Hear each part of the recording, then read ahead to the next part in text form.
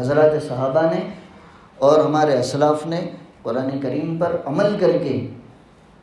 عزتوں کی بلندیوں کو حاصل کیا، اور کیسے کیسے نازک موڑ پر عمل کیا۔ آج کے مسلمان کے سامنے تو اگر ایسے حالات آ جائے تو بس اللہ کی پناہ، پتہ نہیں وہ اپنی زبان سے کیا بول دے گا، لیکن انہوں نے ایسے نازک موقع پر بھی قرآن کریم پر عمل کر کے بتایا۔ آج ہم نارمل حالات میں بھی قرآن پر عمل کرنے کے لیے تیار نہیں ہیں۔ حضرت عمر رضی اللہ تعالیٰ عنہ، جن کا بھی تذکرہ ہوا، بخاری شریف میں موجود ہے کہ آپ امور مملکت کے معاملے میں کچھ لوگوں سے مشورے کیا کرتے تھے، اور جو علماء ہوتے تھے انہی کو اس شورا کی مجلس میں شرکت کی اجازت دیا کرتے تھے۔ حضرت عبداللہ ابن عباس، حضرت حر ابن قیس اور دیگر صحابہ جو اہل علم تھے، حضرت عمر رضی اللہ تعالیٰ عنہ ان کو بلا کر مملکت کے معاملے میں، حکومت کے معاملے میں کچھ مشورے کرتے تھے۔ قرآن پر عمل کا ان کا کیسا مزاج تھا وہ ہمیں سیکھنا ہے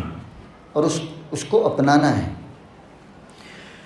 تو بخاری شریف میں روایت ہے، حضرت حر ابن قیس کہتے ہیں کہ ایک مرتبہ میرے چچا میرے مہمان بنے۔ ان کے چچا تھے عینہ ابن حصن فزاری، وہ بھی صحابی لیکن دیہات کے رہنے والے تھے، اور مزاج میں بھی وہ دیہات والا اثر تھا۔ وہ جب مدینہ منورہ اپنے بھتیجے کے یہاں مہمان بنے تو انہوں نے بھتیجے سے کہا کہ بھتیجے،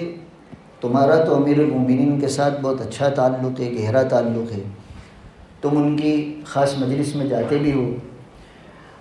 اب کہ جب جاؤ تو میرے لیے بھی اجازت لینا کہ چچا آئے ہیں اور وہ بھی اس خاص مجلس میں حاضری کی اجازت چاہتے ہیں۔ چونکہ حضرت عمر کا دبدبہ بہت تھا، رعب بہت تھا،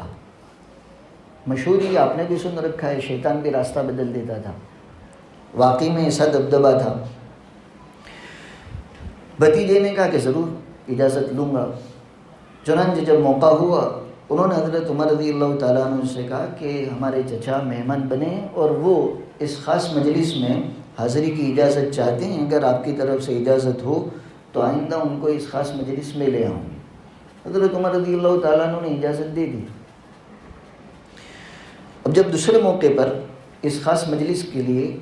حضرت حر روانہ ہوئے، چچا کو ساتھ لے لیا۔ مجلس میں جب یہ پہنچے تو عینہ ابن حصن صحابی ہیں لیکن دیہات کے رہنے والے تھے، تو انہوں نے وہاں گڑبڑی کر دی۔ چنانچہ حضرت عمر کو ایک تو یا ابن الخطاب کہہ کر خطاب کیا امیر المومنین کے بجائے،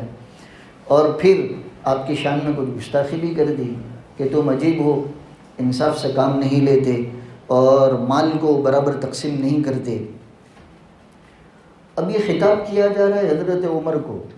جن کا عدل و انصاف بہت مشہور، اور جو خود تنگیوں کے ساتھ زندگی گزارتے تھے اور مسلمان رعایا پر بیت المال کا مال صرف کرتے تھے، اہتمام سے بلا کر وظیفے پہنچاتے تھے۔ ایسے حق پسند آدمی پر جب اس طرح کا الزام ہو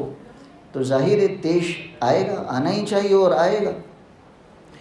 اور حضرت عمر رضی اللہ تعالیٰ عنہ تو غلطیوں کی سزا دینے کے لیے بھی کوڑا بھی پاس میں رکھتے تھے، ان کے یہاں سزا بھی اسی انداز کی ہوتی تھی۔ تو جیسے ہی حضرت حر کے چچا عینہ ابن حصن نے اس طرح کی ناشائستہ گفتگو حضرت عمر رضی اللہ تعالیٰ عنہ کی شان میں کہی تو ان کو برداشت نہیں ہوا، پیش آنا چاہیے تھا، آیا، فوراً کوڑے پر ہاتھ گیا سزا دینے کے لیے کہ اس طرح کے ناشائستہ گفتگو، اس طرح کے الزامات۔ یہ جو بھتیجے تھے حضرت حر، وہ بڑے سمجھدار تھے، انہوں نے موقع کی نزاکت کو سنبھال لیا، فوراً کا امیر المؤمنین باری تعالیٰ قرآن کریم میں فرماتے ہیں خذ العفو وأمر بالعرف وأعرض عن الجاہلین، اور اپنی چچا کی طرف اشارہ کر کے کہا ان ھذا من الجاہلین۔ آیت کا ترجمہ یہ کہ نبی عفو اور درگزر کو اپنا شیوا بنائیے، معافی کو، بدلہ لینے کا حکم نہیں دیا جا رہا ہے۔ کوئی تمہارے ساتھ گستاخی کرے، تمہارے مزاج کے خلاف کوئی معاملہ کرے تو تم اس سے بدلہ لو، نہیں۔ آپ علیہ الصلاۃ والسلام کو جو اعلیٰ اخلاق کی تعلیم اور حکم اللہ تعالیٰ کی طرف سے دیا گیا، اس میں ایک یہ ہے کہ اے نبی معاف کرنے کو اپنا پیشہ اور اپنا شیوا بنائیے، کہ لوگوں سے غلطیاں ہوگی لیکن آپ اس غلطی کی سزا دینے کے در پہ نہ ہو، معاف کر دیا کیجیے۔ بیوی سے غلطی ہو معاف کر دو، اولاد سے ہو معاف کر دو، دکان پر کام کرنے والے سے ہو معاف کر دو۔ نبی اکرم صلی اللہ تعالیٰ علیہ وسلم کو باری تعالیٰ نے حکم دیا ہے کہ اے نبی آپ معاف کرنے کو اپنا شیوا بنائیے، وَأْمُرْ بِالْعُرْفِ، اور بھلی باتوں کا حکم دیجیے، دوسروں کو اچھائیوں کا حکم دیجیے، وَأَعْرِضْ عَنِ الْجَاهِلِينَ، اور جو نادان قسم کے لوگ ہو، جو نادانی کر بھی لے تو ان کے پیچھے نہ پڑیے، ان سے درگزر کر لیجیے۔ یہ آیت کا مفہوم ہوا۔ تو حر ابن قیس رضی اللہ تعالیٰ عنہ نے حضرت عمر سے کہا کہ حضرت امیر المؤمنین، یہ میرا چچا بھی نادان لوگوں میں سے ہے، اس نے ابھی آپ کے سامنے جو کلام میں بدتمیزی کی، یہ اس کی نادانی کا اثر ہے۔ آپ کوڑے سے سزا دینے کے بجائے قرآن کریم کی اس آیت پر وَأَعْرِضْ عَنِ الْجَاهِلِينَ کہ جو نادانی کرنے والے ہو ان سے درگزر کر لیجئے، اے امیر المومنین یہ بھی نادانوں میں سے درگزر کر لیجئے۔ تو بخاری شریف میں ہے حضرت عمر رضی اللہ تعالیٰ عنہ کا جو ہاتھ کوڑے پر تھا فوراً ہٹا لیا۔